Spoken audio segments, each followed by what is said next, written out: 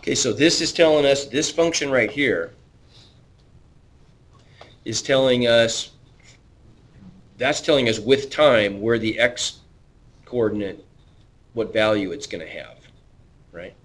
So what's the x coordinate doing? What's a cosine function look like? Okay, good. So it's oscillating. Cosine just goes back and forth between -1 and +1, right? So from what perspective, if we were looking at the xy plane, from what perspective could we view that motion? So here's the xy plane.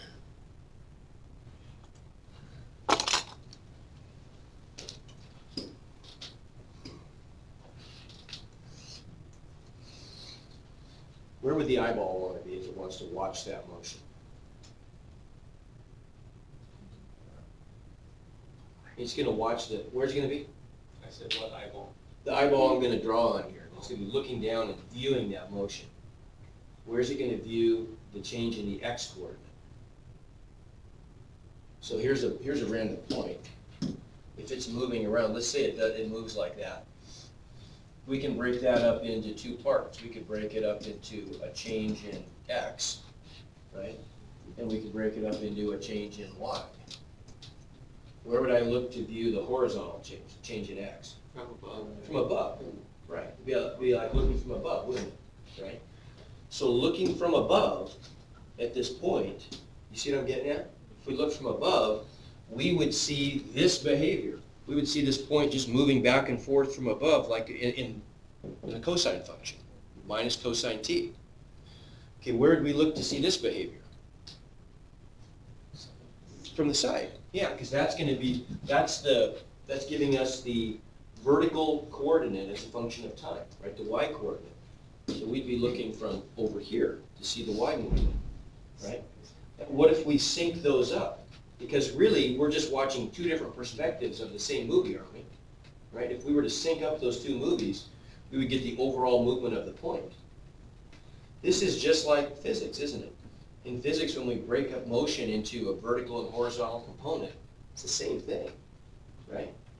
That's all this is doing, is telling us, if I took a derivative of this, it's going to be dx dt. Well, that's just going to be the y component of its velocity, or x component of its velocity.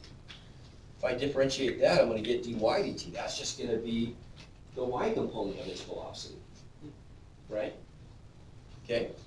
So then we want to come up with the equation for the line tangent to this curve at t equals 1/2. So now we want to take the frames of both of those movies that correspond to the time t equals pi halves. So if I want to come up with the equation of the tangent line, so now instead of looking from above or the side, we're just going to look from out here. We want to know what trajectory is this point describing at that, at that one instant in time. Where is it and what direction is it traveling in, right? Where it is determined by the location of the point, and the direction it's traveling in would just be the tangent line to the curve, right? Because we're going to sync up this motion with this motion, and if I do that, what's going on? It's probably doing something like,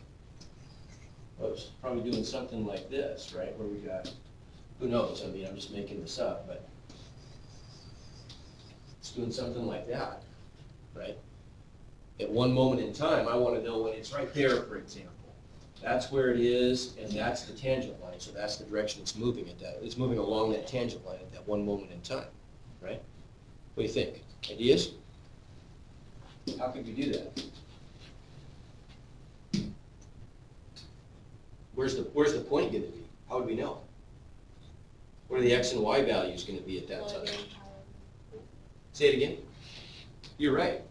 Say it again, Paige. Plug in pi over 2. Plug in pi over 2. Yeah, I'll evaluate x at pi over 2 and y at pi over 2, and that's going to give me those locations, right? It's like saying if we're watching from above, okay, freeze. At pi over 2, I'm watching from the side, okay, freeze. Now I know the x and the y coordinates, right? So, you see, I'm going to let you guys do this. I'm not going to have no problem. But then how about, here's the other part I want to tell you, or we want to talk about at least on one of these. What about the slope? How are we going to find the slope? Okay, a derivative. And there's more than one way we could do this. I'm gonna see, can you come up with more than one method here? You get an idea, Seth? What do you think? The slope is rise over 1 dy dt. Ah, okay. So we could use the ratio form of the chain rule, couldn't we? Right? We could say something like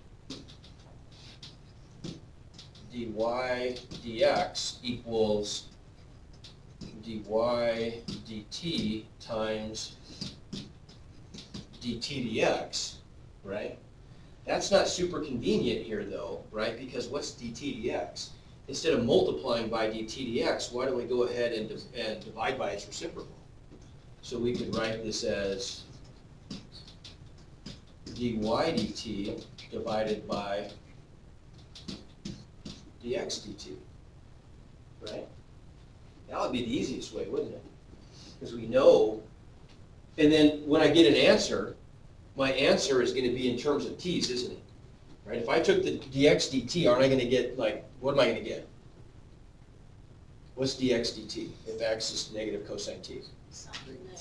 It'd be sine t, wouldn't it? Yeah. So I'm going to get an answer in terms of t. I'm going to get an answer in terms of t for my dy dt also, right? But when I want to evaluate the derivative, then what do? I got a value of t right there, don't I? See what I'm saying? That's the easy way. There is a hard way too.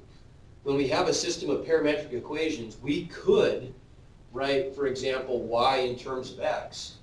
How would we do that? We're not going to, but we could.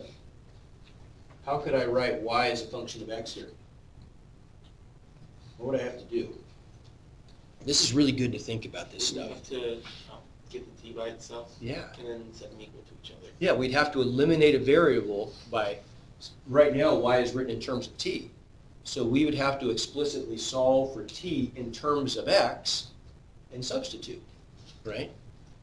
And then we could come up with y as a function of x and then just get the slope by differentiating that. But that's the hard way. Why would we do that? Right? We don't need to. Okay?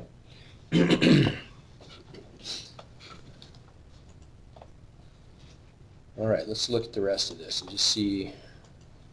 Remember, there's some pretty good questions on there. That's more of the same.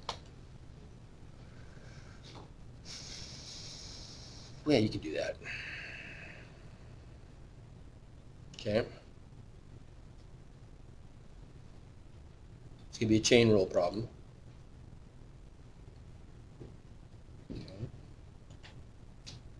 Okay, I think you're good. What about this here real quick? Remind us real quick. If S is defined, S is position, right? That's S of t. S is a function of t. How are we going to calculate velocity? Good. It's going to be S prime, right? Derivative of S with respect to t. And what about acceleration? Derivative of, good. So either think of it as the derivative of velocity with respect to time or the second derivative of what?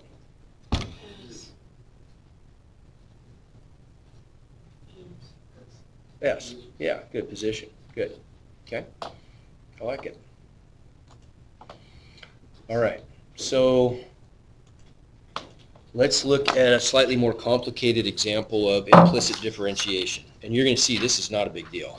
But we do definitely have to go through a problem or two. I want to model how you approach these problems. So what if we do something like,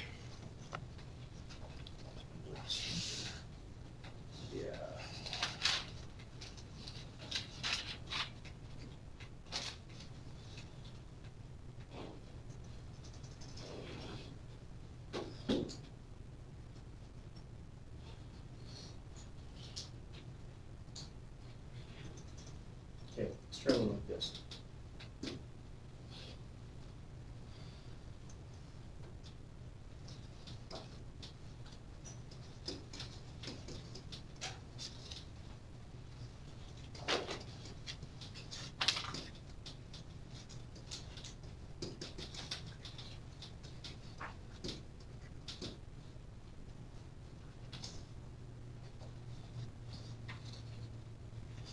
What's our strategy gonna be here?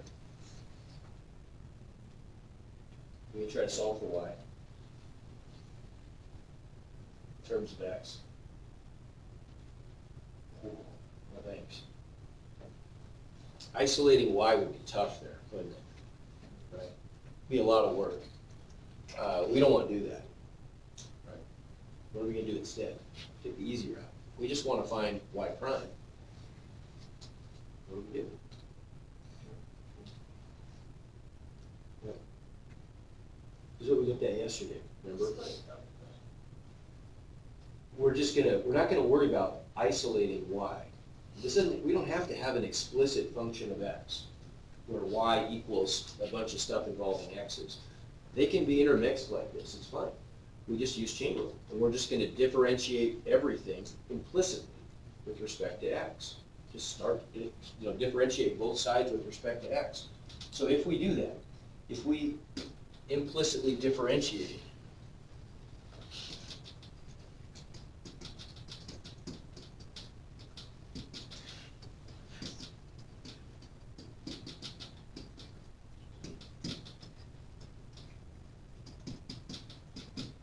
what do we get? What's this first term going to give us if I differentiate with respect to x? How many layers are there in that first one? Two. Good, because I've got derivative of hand squared, and then the derivative of what's inside is going to just be y prime, isn't it? Right? So what's that going to look like then? What's the first layer? 2y. We can't forget the y, because we haven't gotten inside yet, right? Right now, derivative of a hand squared is just 2 hand. Now, what's the derivative of what's inside? There's a y prime. Okay? Next. How about this guy? I'm going to leave the 3 out front. How about? Yeah, I'll leave the 3 out front. You'll see that it's not that big a deal if you don't. But. So now we're taking the derivative of x squared times y squared. Go. How do we do that? What rule do we have to follow there? 2x. Okay, it's product, isn't it? Good. So product rule, we're going to have an x squared. So the first times x squared times what? Okay, derivative of y squared, which we already did, didn't we? Right, the derivative of y squared is just going to be 2y, whoops, wrong color. 2y, y prime.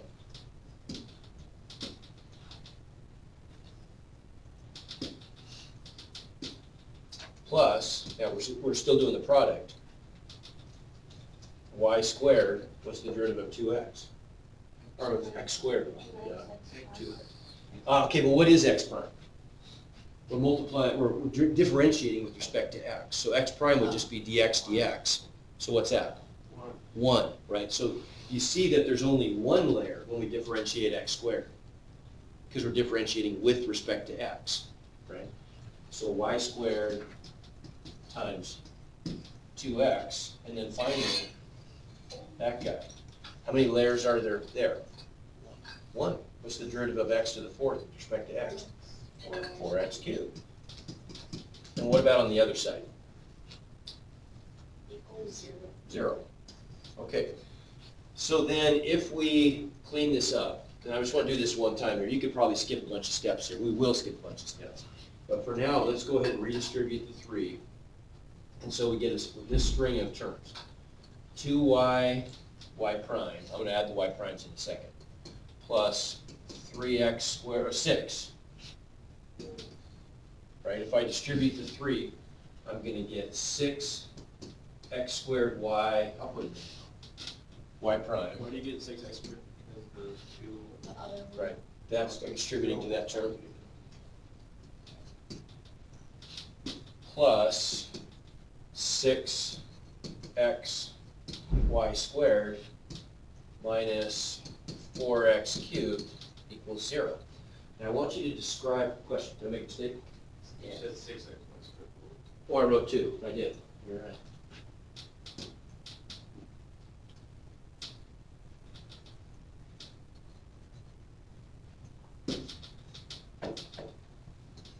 Okay, now describe for me, thinking strategically, right? Thinking ahead.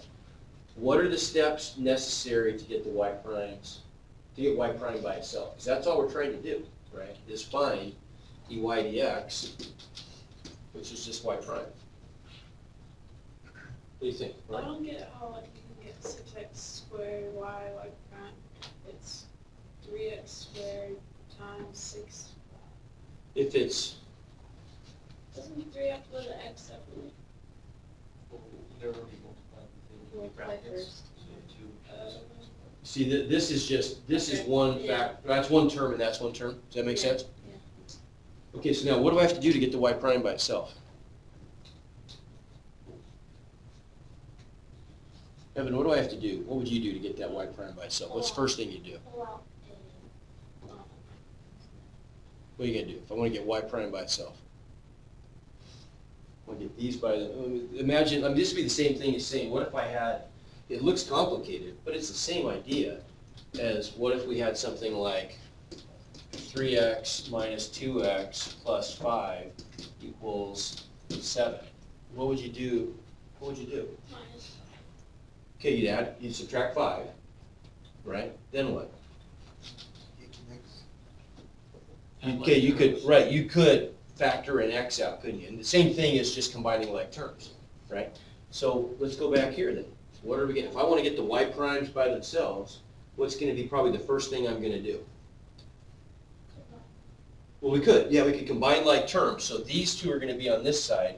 What about this term? What about these guys right here? subtract 6. You've got to chase them away, right? Because they're terms without y primes in them, right? So we're going to get all the y prime terms on one side, the other terms on the other side, right? And we can combine these steps in the future. But I'm going to show all the steps for now. So then we end up with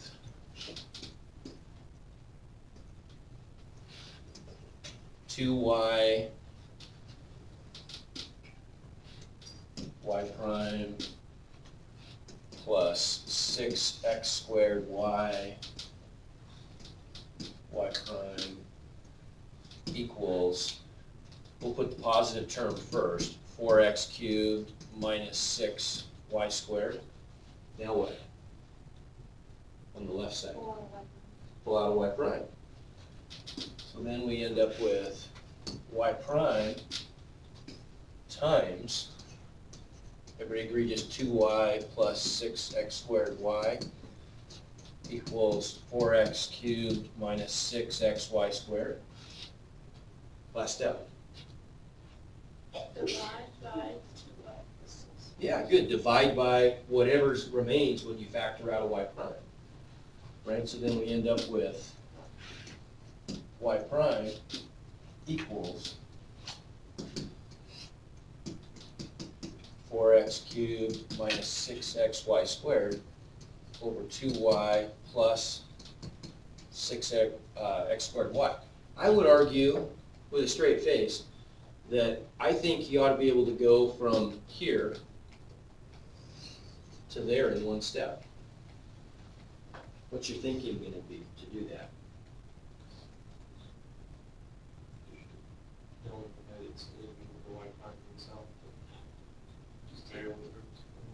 Okay, so you know that every term that doesn't have a y prime, when it gets moved to the other side, where does it end up in our answer? On top. In the numerator. And Right. it's gonna be the opposite sign. Right, so they'd be opposite signs if they're on this side, right?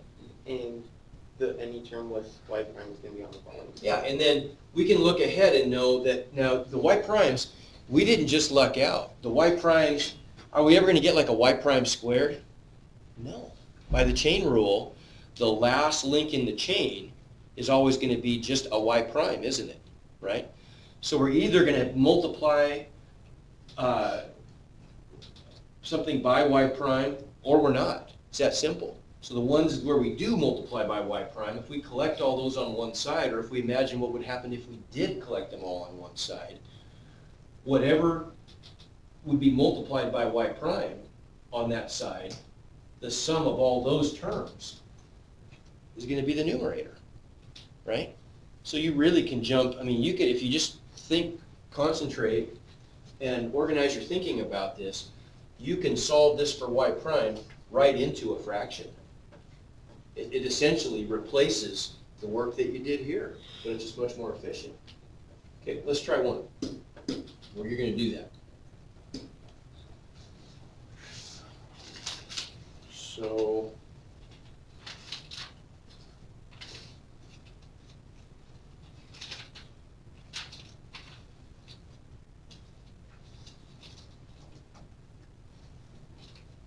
that's a good one.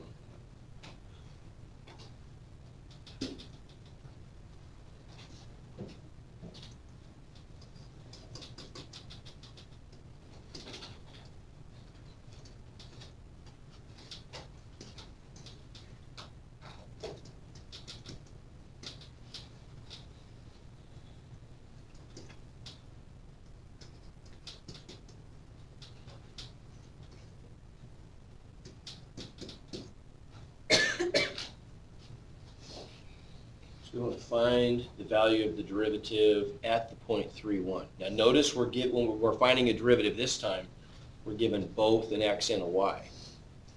Okay. We don't need them. We're going to implicitly differentiate. We end up with both x's and y's in our answer. Okay, so let's go through. I'll let you think about this for a second before you do anything.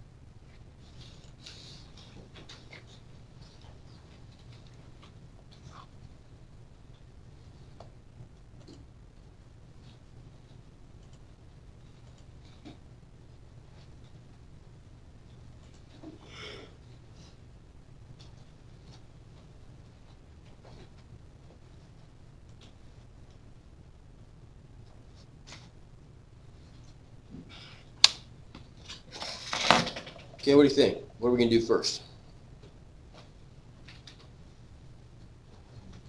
It's kind of a hodgepodge, right? It's a mess. X's and Y's are thoroughly mixed here. So what's our strategy going to be? Explicit, regular, meaning a regular or implicit differentiation. Do we want to try to solve for y in terms of x? It'd be foolish. Why would we need to? Right? You see what I'm saying? If we're given the point of tangency, both an x and a y value, why would we go, you see my point here? Honestly, I want you to see the strategy here. That would make no sense. It'd be very difficult to do, if not impossible. Probably not impossible, but it might, I'm guessing for something like that, it would take us several class periods just to probably do the math to get y solved for x. It'd be hard to do. Maybe not several, but it'd take us a while. It'd be a mess. What would the benefit be? When we differentiate, then we could just plug in a 3 instead of a 3 for x and a 1 for y. But why? They give us both. See my point? We're just going to differentiate implicitly, so we end up with x's and y's in our answer. Thank you.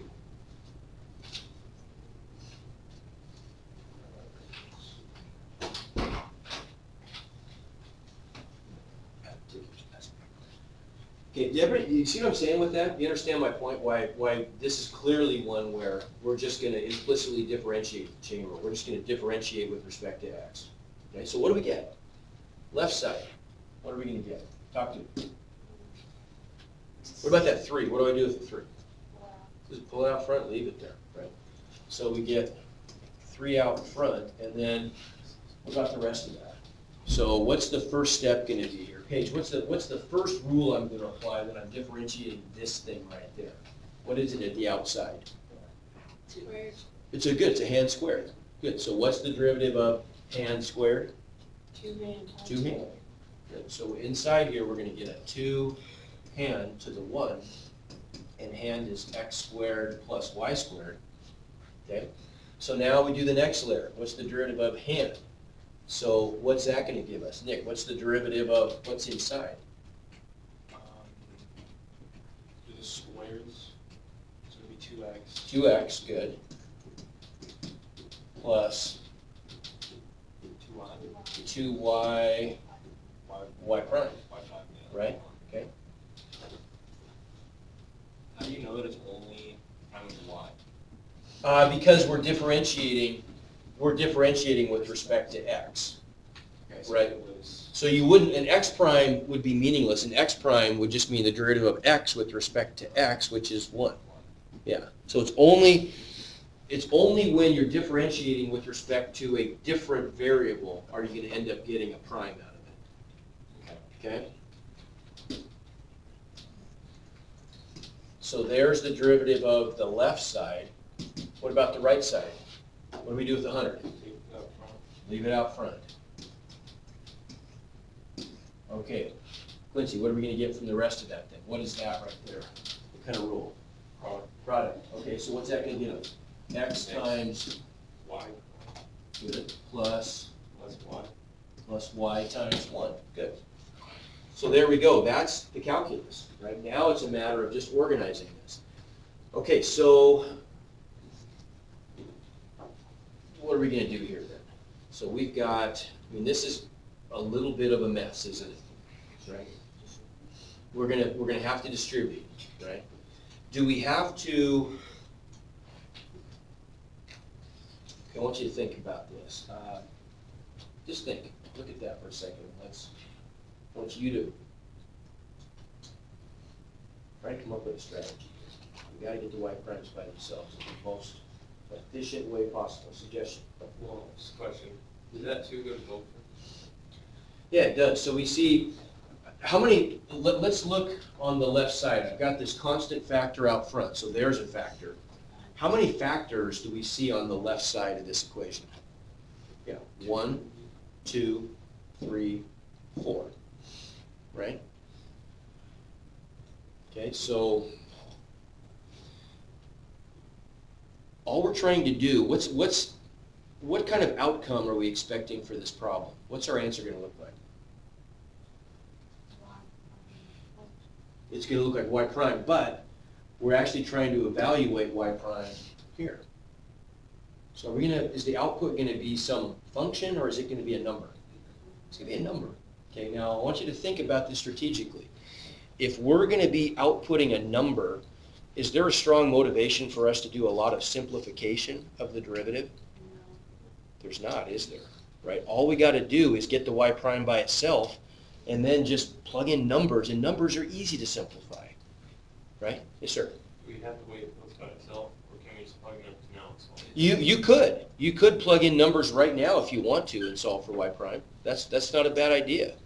Okay, let's just do that. That would work fine. The other possibility would be to say, like the point I was getting at is, would we ever want to like distribute, like FOIL that out? No, we wouldn't want to do that, right? At the very least, all we'd want to do is just, leave all these factors intact. We can combine that into a 6, but get the y prime by itself in terms of just a mess on the other side. It'd be fun. But why not? Because we're trying to get numbers out. Why not just plug them in now? So what do we know? We're putting in a 3 for all my x's, so I can put a 3 in there, and there, and we're plugging in a 1 for all my y's, so there, and there, and then it'll clean up a lot more easily, right? So what do we get? Numbers are kind of, I'll say this, numbers are kind of self-cleaning. I mean, they just, they combine really easily. So what are we going to get here then? This is going to be 3 times 2 is 6. What's this going to work out to be? 10. Right? Times plus 2 y prime.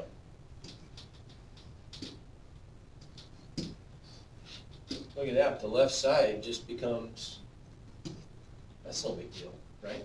How about the right side? We get 100 times y prime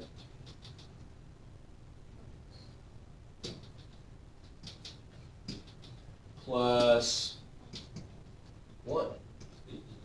I think I forgot something There's a there. 3. Yeah, it should be a 3 y prime. Okay. All right, so now what? What can we do here? Well, 6 times 10 is 60, right? So we could make that into a 60, and then I could divide each side through by 10, right? Everybody see where I'm going with this? Because now I've got a 60 times something equals 100 by something. So if I divide each side through by 10, I'll kind of try to color code this. So then we can cancel the 0 from each one, right? And then what? Well, we could even make that if we want to. I mean, it's kind of, maybe this is overkill, but 6 and 10, I could divide each side by 2 and make that a 3 and that a 5. And now, I guess I'm to the point where I just need to distribute and collect like terms. So now we get 3 distributed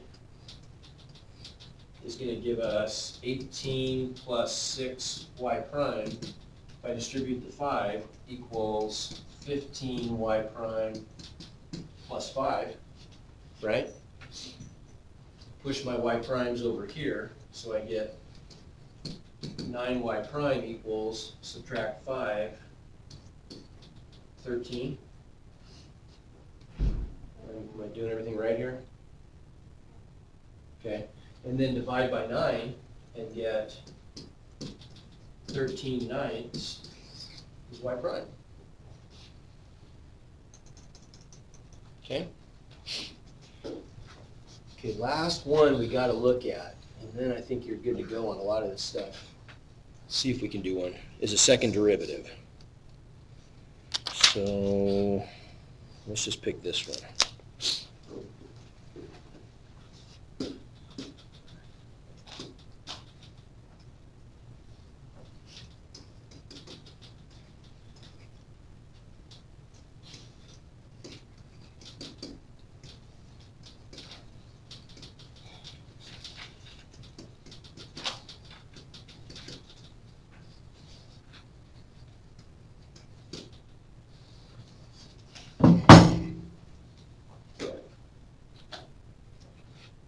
So I got to find y double prime, right? So what's first step?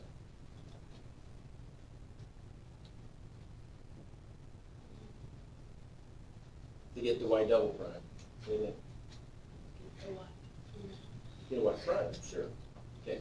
So we'll just differentiate implicitly with respect to x. What's this term going to give us? How'd you get 1? 2x. 2x, there we go. Plus, how about this term? 2y y prime, and 0, right? So we can divide each side by 2. Yes, sir? If we're differentiating with respect to x squared, wouldn't x squared become? Oh, okay. No, but we're not. Okay. We're not, because that's not really what this means. This just means a second derivative. This is the same thing, and this is almost a better way to think of it, as the derivative with respect to x of y prime. So really, it's just y double prime, okay? So now, to solve for y prime, what would I do? Can subtract x and divide by y. So I end up with the statement y prime equals negative x over y, right? Okay, I'm going to put a box around that. You'll see why. So we got an option here. If I want to find y prime, I could either solve for y prime explicitly in terms of x and y, and in this case, that's not hard to do, right? And then just differentiate from here. If I took that route, what am I going to get on the left side? If I differentiate with this equation with respect to x, what's the derivative of y prime with respect to x? Y double prime, right? So if I did that, I would get y double prime equals, and then I'd have a quotient rule over here, right? Involving x's and y's and y primes. Okay, the other option I have is Maybe I don't do that. Maybe I just continue on down here, differentiating implicitly, right? Because I haven't gotten to y prime yet. Usually I like this method better. So if we were to go again, differentiate again, the next layer, what's the first term going to be? If I differentiate this function with respect to x, I got an x, 1. How about this one? I got a product rule, don't I? So I'm going to get y times what? Y double prime plus y prime times y prime. Right? You guys see that? We pause there. So this term right here, I used product rule. The first times the derivative of the second plus the second times the derivative of the first. I've already got a y prime times the derivative of y is another y prime. Y prime times y prime is just y prime squared. Right? Okay, so now what is y double prime? If I solve for y double prime, it's equal to, I could subtract this to the other side, so it's minus y prime squared, and then divide by y. What about the ones? Oh, I forgot the 1. You're right. Minus 1. So it's going to be like that, right? Everybody agree? Then we'll do the y Yeah. prime. Exactly. And so if our answer is to be written in terms of x and y only, what would I have to do here? Plug in the Yeah, you see why I put a box around this, because now we've isolated y prime in terms of x and y, and so I could substitute that right there. Okay, on a big ugly one though, where, because you'll get some, where you might end up with just a whole string of really ugly terms with y primes in there. Really what we would prefer to do is just not substitute, because it makes it look even worse, right? And if the result is to use this to solve a problem numerically, get a number for an answer, why bother? Because we could just evaluate what y prime is at a point, see what I'm saying? And plug in values of x and y. So we, in other words, we could plug in y primes and x's and y's numerically. And why go through all the hassle? If we're just trying to get a number output maybe, or the equation of a line or something like that. Tangent line. Okay? All right. I think we're good.